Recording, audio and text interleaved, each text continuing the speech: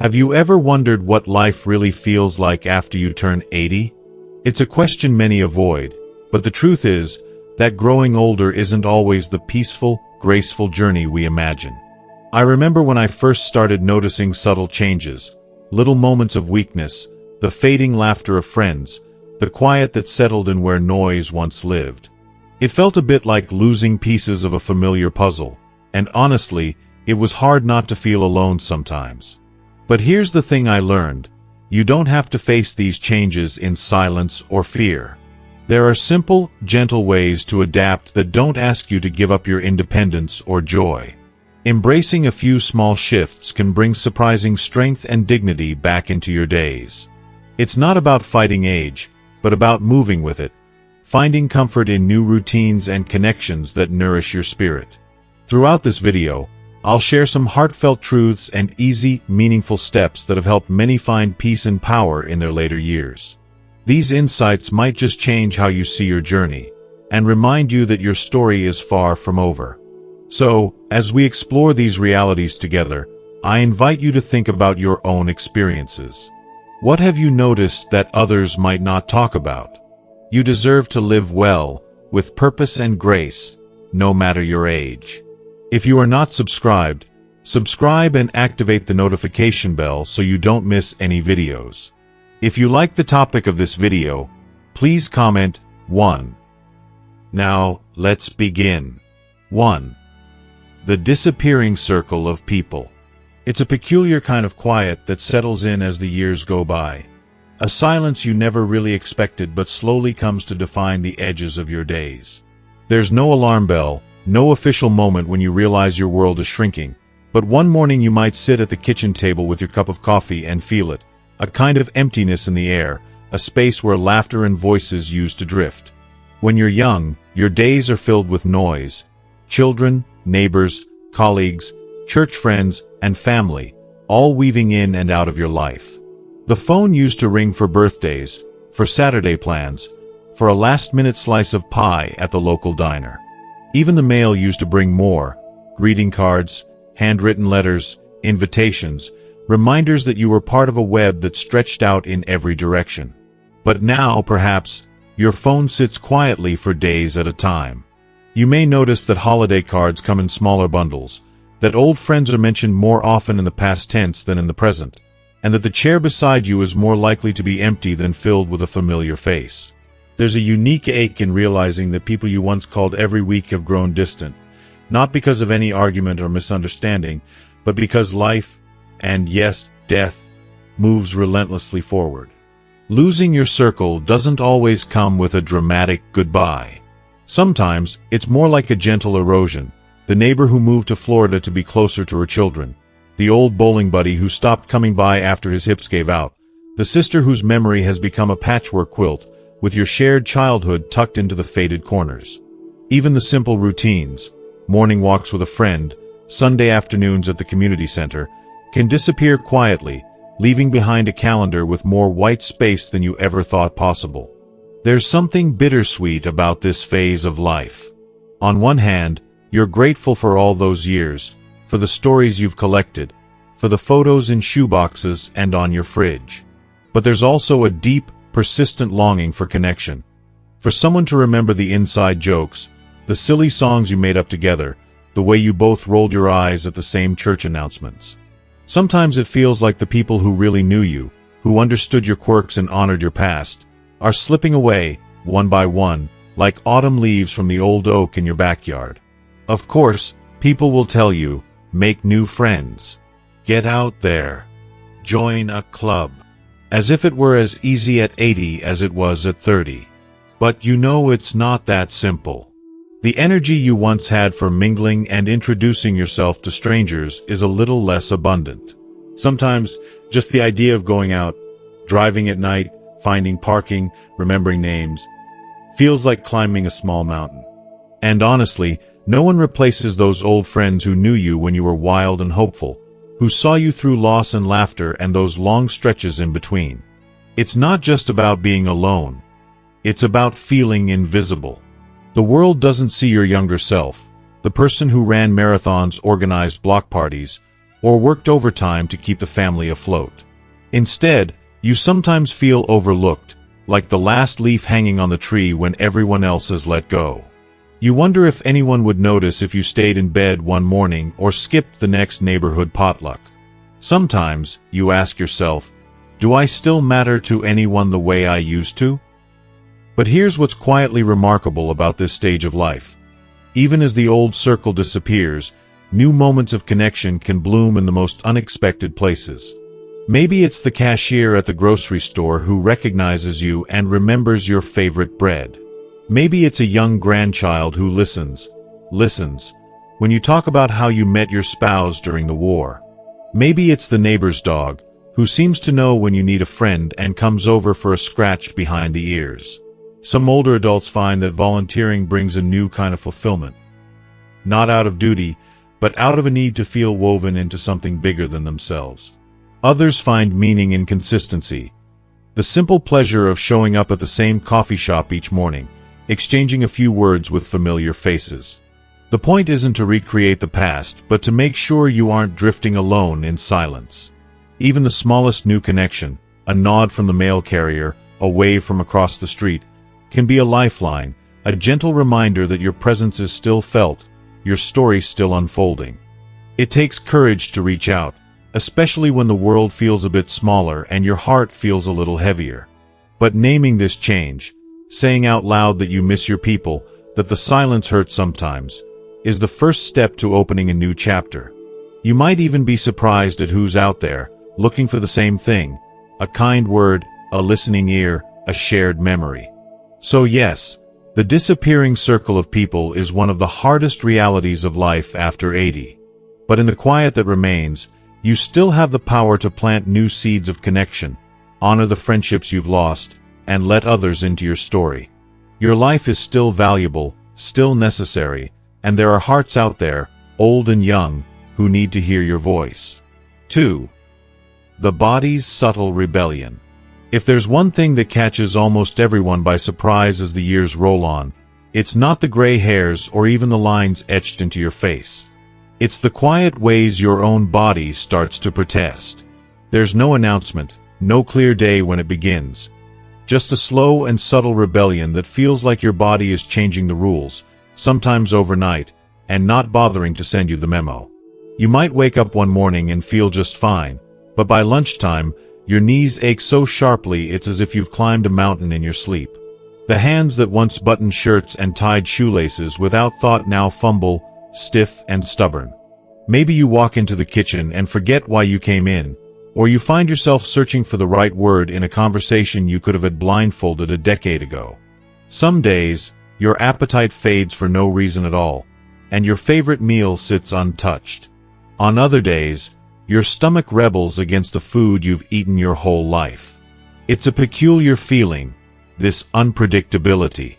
You've spent a lifetime in this skin. You know its scars, its freckles, its secrets. And yet, now, it feels as though your body is negotiating with you. Some days, it's your friend, light and cooperative. On other days, it resists every request.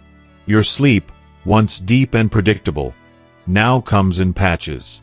Maybe you find yourself awake at 3 a.m., staring at the ceiling and listening to the house settle around you. Maybe a nap in the afternoon is no longer a guilty pleasure but a necessity, as though your batteries just can't hold a charge like they used to. If you are still watching this video and find these lessons useful, please comment 1 below to let me know that you are still here with me. These changes aren't always visible to others. Family might see you up and about, still tending the roses, still making your famous soup for the grandkids. They don't realize how much effort each step, each task, and each smile costs you.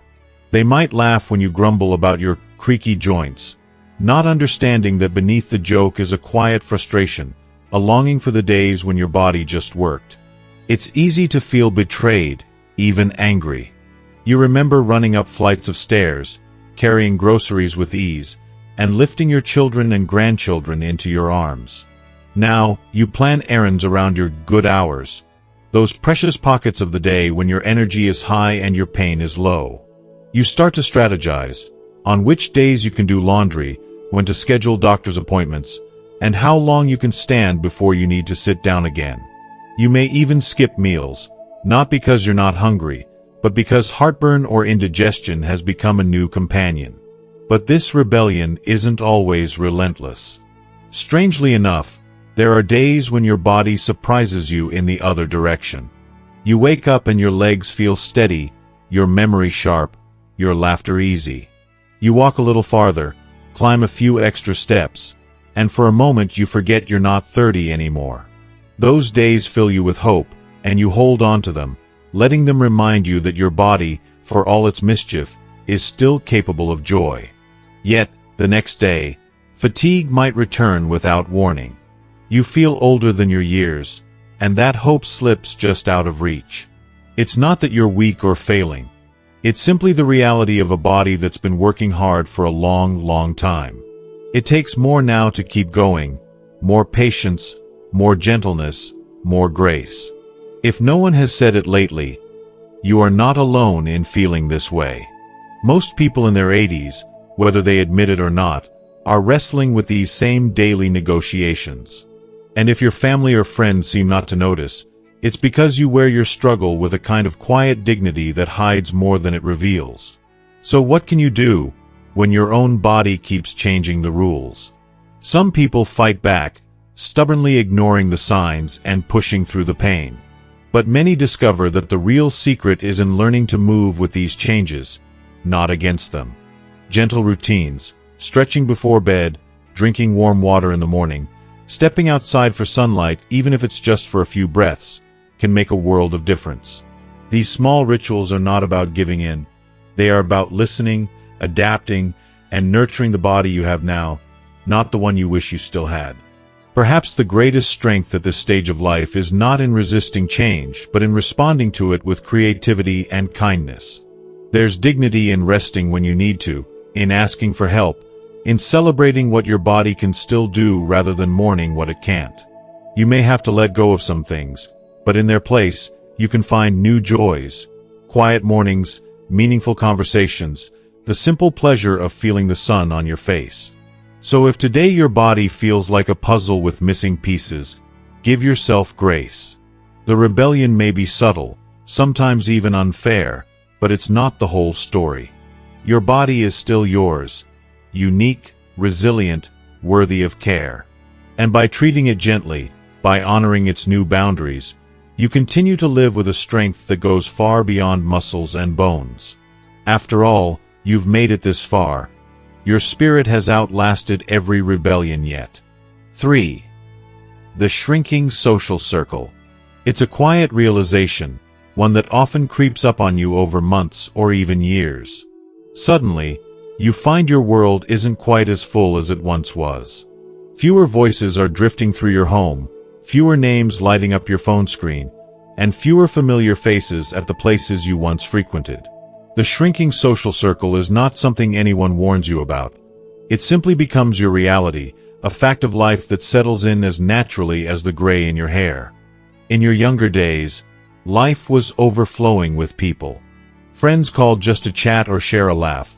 Neighbors stopped by with a pie or a bit of news, and family members gathered for every holiday, birthday, or Sunday dinner. Even the most ordinary days were dotted with conversations. At the post office, the grocery store, church, or your favorite diner. There was a time when your calendar was almost too full, when it felt like you were constantly running to catch up with all the people who wanted to see you. But life changes in subtle, sometimes heartbreaking ways. Maybe a dear friend moved away to live closer to their children. Maybe you lost a neighbor to illness or old age. Maybe your health keeps you from driving at night, or a bad knee makes it harder to leave the house for long stretches. Even the simple act of getting up, getting dressed, and heading out to see someone can feel like a monumental task on days when your energy just isn't what it used to be. As the years roll by, you may notice the invitations come less often, and the phone calls that once felt like a lifeline start to fade. Holidays, once lively and bustling, become quieter. Maybe a quick call instead of a long visit, a text in place of a handwritten card. You tell yourself it's just a busy season, that your children and grandchildren have their hands full with work and their own families. And of course, you understand. But still, there is a pang, a small ache that lingers when you realize you're not quite the center of their world the way you used to be. The hardest part of a shrinking social circle isn't the solitude. It's the sense of invisibility that sometimes comes with it. You start to wonder if anyone would notice if you didn't show up for church one Sunday, or if you skipped your regular coffee at the cafe. You find yourself reminiscing about old conversations, replaying memories of laughter and love because new ones are so much harder to come by. There's a feeling difficult to put into words, that your life is growing quieter and your story is fading from the minds of those who once knew it best. You may hear advice, often well-meaning, from family or doctors or people your age. You need to get out more. Try something new. Join a club or take up a hobby. And yes, sometimes these suggestions bring moments of joy, a sense of connection you've been missing. But sometimes, even those well-meaning efforts can't quite fill the void left by friends who knew you in your youth, who remembered the details of your first love, your favorite song, or the struggles you overcame. It's not always easy to build deep connections when the world feels like it's moving on without you. But here's a gentle truth. While your social circle may shrink, your capacity for connection does not disappear. It just changes shape. You might find new companions in the most unexpected places. A kind-hearted neighbor who waves from their porch, a chatty clerk at the grocery store, or a grandchild who wants to hear stories about the good old days. Sometimes, just a few kind words or a shared smile are enough to remind you that you still matter and that your presence is felt and appreciated, even in a smaller circle. Some people find meaning by reaching out to others who are also feeling the loss. Volunteering, mentoring, or simply lending a listening ear can spark new friendships. You may find comfort in consistency, like showing up at the same spot in the park each morning or joining a local book club, even if it's just to listen and be among others. The connections you build now might not look like the friendships you once had, but they can still bring warmth, laughter, and a sense of belonging. Above all, remember that your worth is not measured by the number of people in your life, but by the depth of the relationships you nurture. It's okay to grieve for the connections that have faded and to miss the days when your home was bursting with noise and company. But there is still beauty to be found in the quieter moments. A thoughtful note from a friend, a phone call with someone who truly cares, or even just the comfort of knowing that your story still matters, and always will. So, if you find your social circle growing smaller, know that you are not alone in this experience. Countless others are navigating the same landscape, searching for meaning and connection in new forms. Let yourself reach out, even when it feels awkward. Allow yourself to accept new friendships, however they come. And above all, cherish the connections you still have, old or new, near or far, because in the end, it's the love and kindness you give and receive that fills the quiet spaces and reminds you that you are never truly alone. 4. The burden of outliving others. There is a kind of sorrow that doesn't have a name, a quiet ache that nestles in your chest when you reach a certain age, a sorrow that comes not from what you've lost in yourself, but from who you have outlived. It is something most people never imagine when they're young, something that feels impossibly distant while you're building a family, making memories, collecting friends and stories. You never picture being the one left behind, the final keeper of your shared history. Yet, here you are. The years have been generous in many ways, giving you a lifetime of faces and laughter, hands to hold, and voices to remember. But now, with each passing year, you find yourself saying more goodbyes. You lose not just friends, but the witnesses to your life. The ones who knew you when you were young, who remembered your first car, your favorite joke, the day you got married, or the moment you fell apart and pieced yourself back together. It's not only about funerals or memorials, though those certainly mark the milestones of loss. The burden of outliving others is most deeply felt in the everyday moments. When you reach for the phone to call a friend and remember they're gone when you catch yourself setting out 2 coffee mugs instead of 1. Or when a certain song brings a memory rushing back so vividly you can almost hear a lost voice singing along. There's a profound loneliness in realizing you're the last person who knows the story behind a faded photograph, The only one who remembers the mischief you got into as kids, the meals you shared on quiet Sundays, or the secrets whispered late at night. Sometimes, the world feels so much quieter. The house seems bigger than it used to be, as if all the echoes have faded with the people who created them. You notice that family gatherings are smaller. The faces around the table have changed. You hear yourself telling old stories and realize that no one else at the table remembers the details, or the people, quite like you do. The memories feel heavier when there is no one left to share them with, no one to say, "Remember when?" and join you in the laughter or the tears. This burden is not only about loneliness. It is about the weight of memory and the responsibility of being the one who keeps the stories alive. Sometimes you feel a strange kind of guilt, a survivor's guilt. Why am I still here when others have gone? Could I have done more, called more often, visited more regularly, loved more deeply? These questions linger, even when you know in your heart that you did your best, that love and loss are intertwined, and that no one escapes either one. You may find yourself replaying old conversations in your mind, holding tight to every detail. A phrase, a laugh, a shared glance from years ago. These small treasures become anchors, reminders that you are made up of everyone you have ever loved and lost. Sometimes, you hear their voices in the quiet hours of the morning, offering advice or comfort.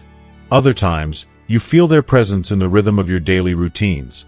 A favorite recipe, a cherished keepsake, a particular way of folding the laundry that you learned from a mother, a sister, a spouse now gone.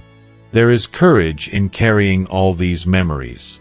There is strength in waking up each day, even when the world feels emptier than it used to, and still choosing to get dressed, to make the bed, to smile at a neighbor, to call a grandchild.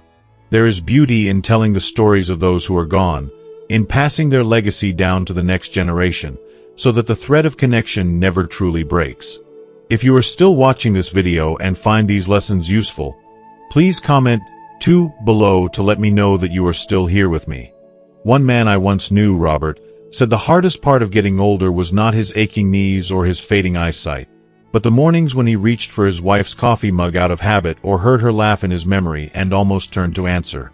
"I'm the last one who remembers our first apartment, or the time we got caught in that summer storm," he said. "Sometimes that makes me feel lonely, but sometimes it makes me proud. I carry their stories now, and as long as I remember, they're never really gone." It's important to allow yourself space for grief, even as the years go by. Grief does not disappear. It changes shape, becoming part of the landscape of your life. Some days it sits quietly beside you. Other days, it sweeps in unexpectedly and brings the tears with it. Let yourself feel it, and know that you are not alone. This burden, as heavy as it may feel, is also a sign of a life deeply lived and deeply loved. And in that, there is a kind of hope. While you may be the last one left to remember, you are also the one who can keep the love alive, by sharing stories, by living fully, by honoring those you have lost with kindness and courage in your days. You are the bridge between the past and the future, a living legacy of all the laughter, struggles, triumphs, and heartaches you've carried. The burden of outliving others is real, and it is heavy, but it is not without meaning. You are the keeper of the flame, the storyteller, the memory bearer. Your presence matters, your voice matters, and the lives of those you've loved continue through you. And while the circle grows smaller, your heart grows larger, able to hold the beauty, pain, and deep connection of a lifetime. 5. The shrinking of personal freedom. There's a quiet frustration that can creep into your days as you grow older, a feeling not often discussed in polite conversation but felt deeply in your heart. It's the slow, sometimes invisible, shrinking of your freedom. For decades, you built your life around choice, choosing where to live, what to eat, how to spend your time, and who to love. Every decision, big or small, was a way of expressing your independence and identity. You might not have always appreciated it, but freedom was the air you breathed. And then, gradually, you begin to notice things shifting. At first, it's subtle, a child gently suggesting that you let them drive you to the doctor just to be safe, or a neighbor offering to run your errands because it's no trouble.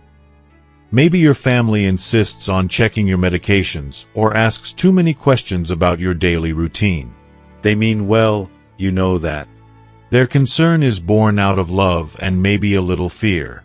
But over time, you sense that your world is being made smaller, the boundaries are drawn closer, and the decisions you once made for yourself now come with a chorus of second-guessing.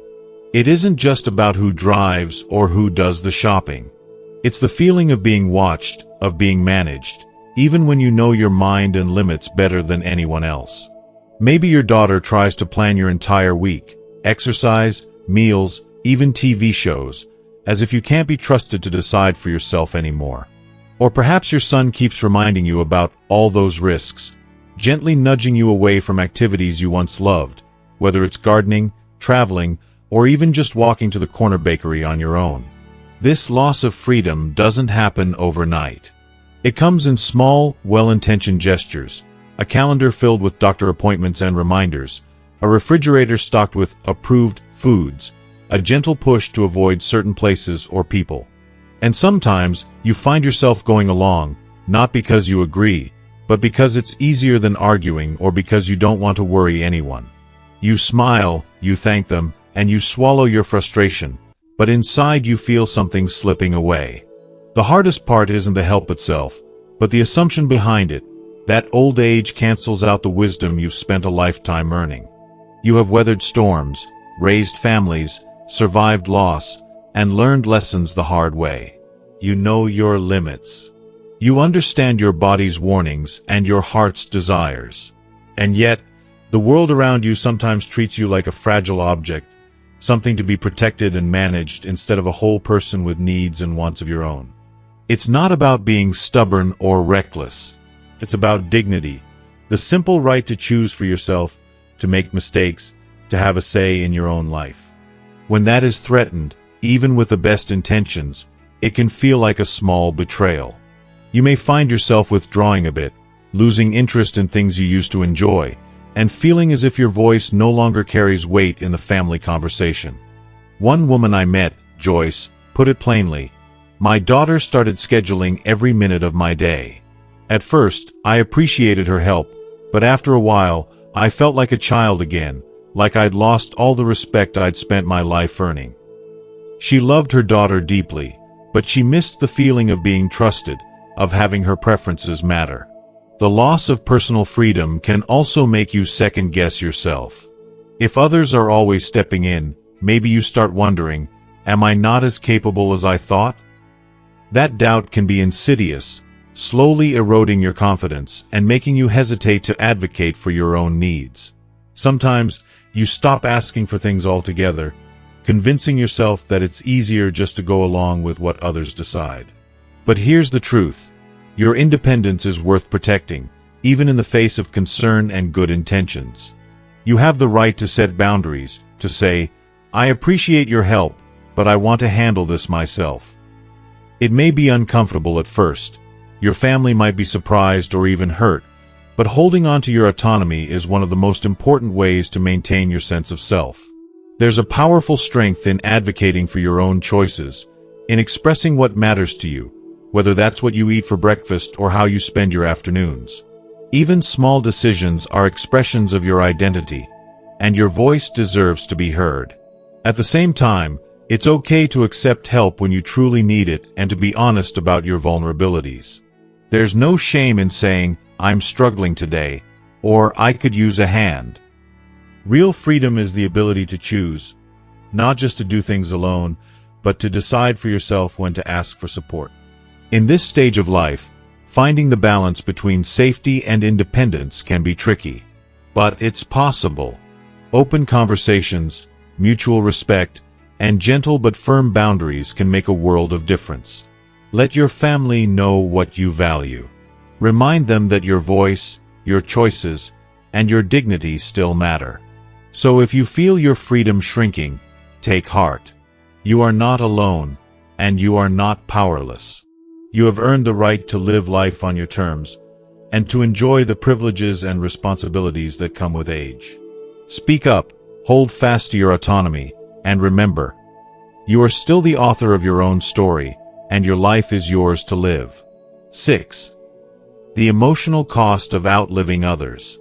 Outliving those we love is a profound, often unspoken challenge that touches the very core of our emotional lives. When you reach your 80s and beyond, it's not just the physical changes that weigh on you. It's the quiet, persistent emotional cost of seeing friends, siblings, and sometimes even a spouse pass on before you. Each goodbye leaves behind a space, an echo that lingers long after the last funeral flowers have wilted. You may find that grief no longer arrives in waves the way it did when you were younger. It becomes a steady companion, a soft hum beneath your daily routines. There's a stillness to it, a quiet sadness that can catch you off guard, in the middle of a conversation, while reading a familiar book, or simply as you wake up to an empty chair at the breakfast table.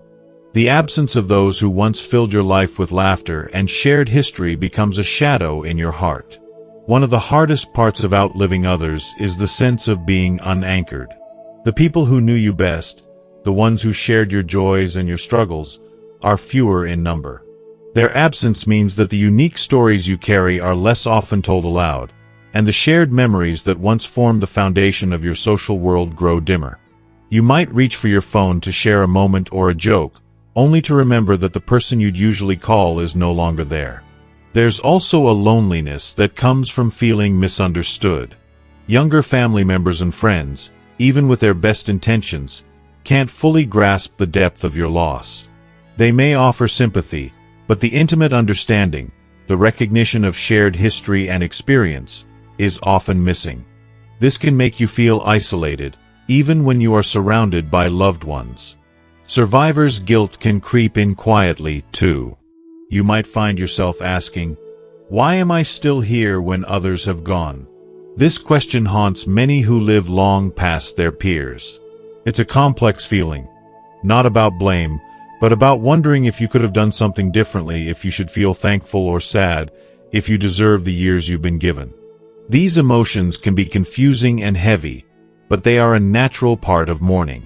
Despite the weight of these feelings, there is courage in continuing.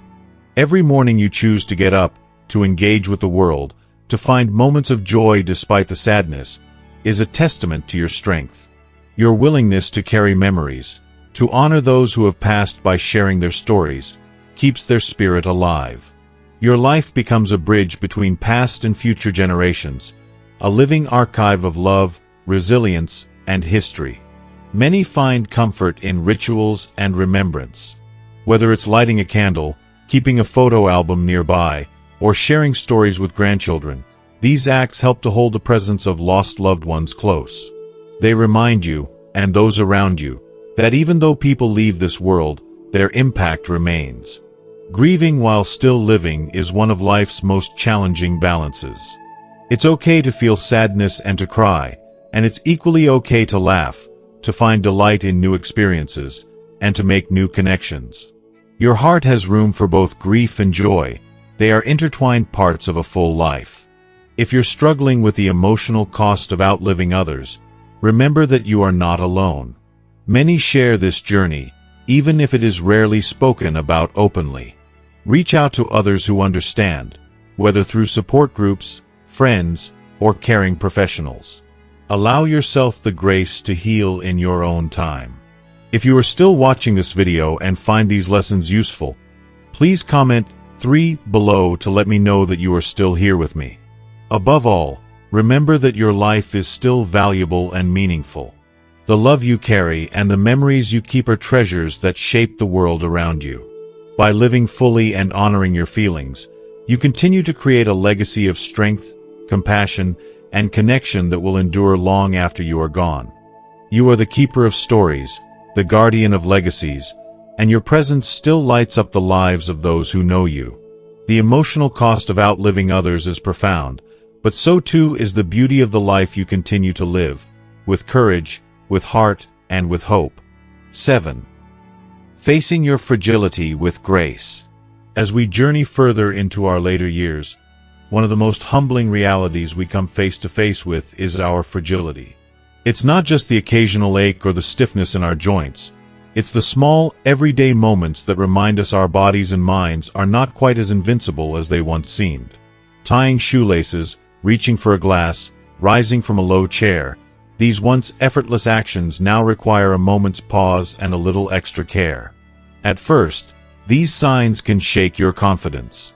You might find yourself hesitating before standing up, weighing the risks of a simple walk outside, or doubting your ability to manage the tasks that once felt routine. It's natural to feel frustrated, even fearful. The world can seem suddenly more daunting when you have to plan your day around what your body can safely do, rather than what your heart desires. But here's a different way to see it. Fragility is not weakness. It is a form of wisdom in motion. It is your body's way of teaching you to listen more closely, to move with intention, and to honor your limits without surrendering your spirit. It is a reminder that strength comes in many forms, not just in muscle or speed, but in patience, adaptability, and grace. I remember meeting a woman named Nancy, who at 84 proudly said, "I don't mind that I need a cane now, I earned it." For her, the cane was not a symbol of defeat but a badge of honor. It was proof of a long, meaningful road traveled and the courage to keep moving forward. That mindset, embracing fragility with acceptance and dignity, is a powerful form of resilience. Accepting your fragility also means permitting yourself to ask for help, to slow down, and to celebrate small victories. It means recognizing that independence is not an all-or-nothing state, but a spectrum where asking for support when needed can preserve your freedom longer. It takes courage to admit when you're tired or unsteady, and even more courage to allow others to support you. Many who face their fragility with grace find new rhythms in life. They develop gentle routines that nurture both body and soul, stretching slowly each morning, savoring quiet moments in the sun, and connecting with loved ones over a cup of tea. These routines are not signs of decline. They are affirmations of life, acts of self-care that sustain strength in subtle, profound ways. Fragility can also deepen your empathy and connection with others. When you recognize your vulnerabilities, you may find yourself more patient, more compassionate, and more understanding of those around you. You begin to see strength in others where you might once have only seen weakness. Of course, not every day will be easy. There will be moments of frustration, sadness, or even grief for what's changed or what's been lost. Those feelings are valid and deserve space. But within those moments, there is also an opportunity, a chance to practice kindness toward yourself, to lean into the support available, and to find new ways to express your strength. So, as you face your fragility, remember that it does not diminish your value or your identity. Your life story is rich with experiences, lessons, and love that no physical change can erase. The grace with which you meet this chapter, balancing acceptance with courage, adds a new, beautiful layer to your legacy. You have walked a long, meaningful path, and your strength now lies in your ability to adapt, cherish each moment, and continue living fully, no matter what challenges arise. Fragility is not the end of the journey.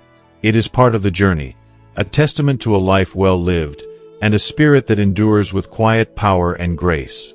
As we come to the close of this journey together, I want you to know that growing older after 80 isn't simply about facing challenges. It's about meeting them with courage, dignity, and an open heart. Life at this stage can be unpredictable, and sometimes it feels like the world is shrinking around you.